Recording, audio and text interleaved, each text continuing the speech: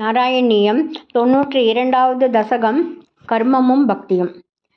வேதை சர்வாணி கர்மாண்யபல பரதயா வர்ணிதானீதி புத்வா தானி த்வயர்ப்பிதான்யேவ ஹி சமனுசரன் யானி நைஷ்கர்ம்யமீஷ மா பூத்வேதை நிஷித்தே குஹசிதபி மனః கர்ம வாசாம் பிரவృత్తిః துர்வர்ஜம் சேதவாப்தம் तदपि खलु भवत् अर्पये चित्प्रकाशे यत्मन्यः कर्मयोगस्तव भजनमयस्तत्र चाभीष्टमूर्तिं हृद्यां सत्त्वैकरूपां दृशति हृदि मृदि क्वापि वा भावयित्वा पुष्पैर्गन्धैर्निवेदैरपि च विरचितैः शक्तितो भक्तिपूतैः नित्यं वर्यां सपर्यां विदददै विभो त्वत्प्रसादं भजेयम्।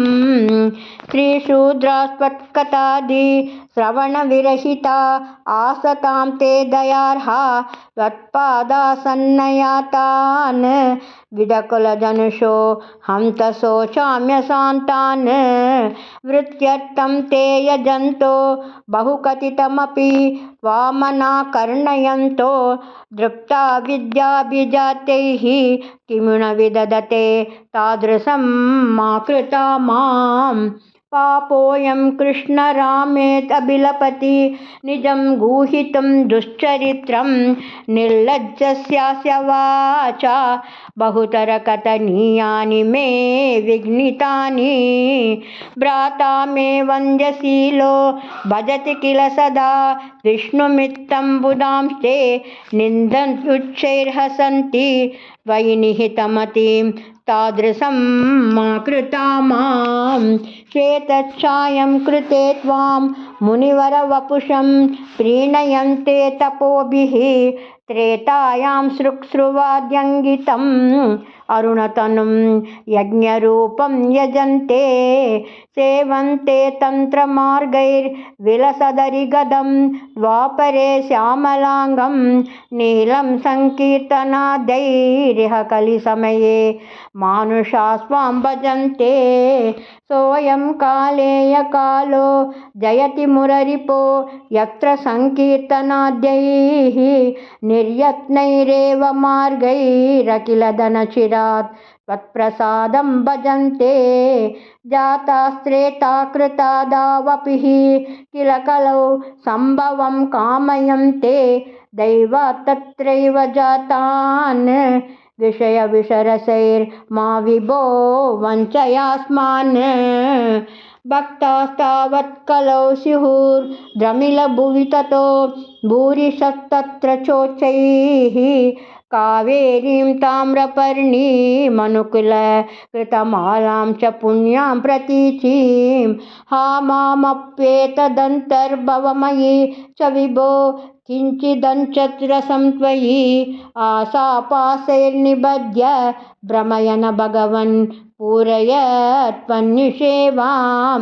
दृष्ट्वा धर्मद्रुहं त्वं कलिमपकरुणं प्राङ्महीक्षित् परीक्षित् हन्तुं व्याकृष्टखड्गोऽपि न विनिहितवान् सारवेदी गुणांशात् त्वत्सेवाद्यासु सिद्धये दशदिहन तथा त्वत्परे चैष भीरुः यत्तु प्रागेव रोगादिभिः अपहरते तत्र शिक्षयैनम्। गंगा गीता च गायत्र्यपि च तुलसिका गोपिका चन्दनं तत् सालग्रामाभिपूजा परपुरुष तथैकादशी नामवर्णा एतान्नष्टाप्ययत्नान्ययि कलिसमये त्वत्प्रसादप्रवृद्ध्या क्षिप्रं मुक्तिप्रदानि अभिददुरुषय तेषु मां सज्जयेताः। देवर्षीणां पितॄणामपि न पुनर्ऋणी किङ्करो वासभूमन् योऽसौ सर्वात्मना त्वां शरणमुपगतः सर्वकृत्यानि हित्वा तस्योत्पन्नं विकर्म्याप्यखिलमपनुदस्येव चित्तस्थितस्त्वं तन्मे पापोत्तापान् पवनपुरपते रुन्धि भक्तिं प्रणीयाः गुरुवायूरप्प चरणं सर्वत्र गोविन्दनाम संकीर्तनं गोविन्दा गोविन्दा।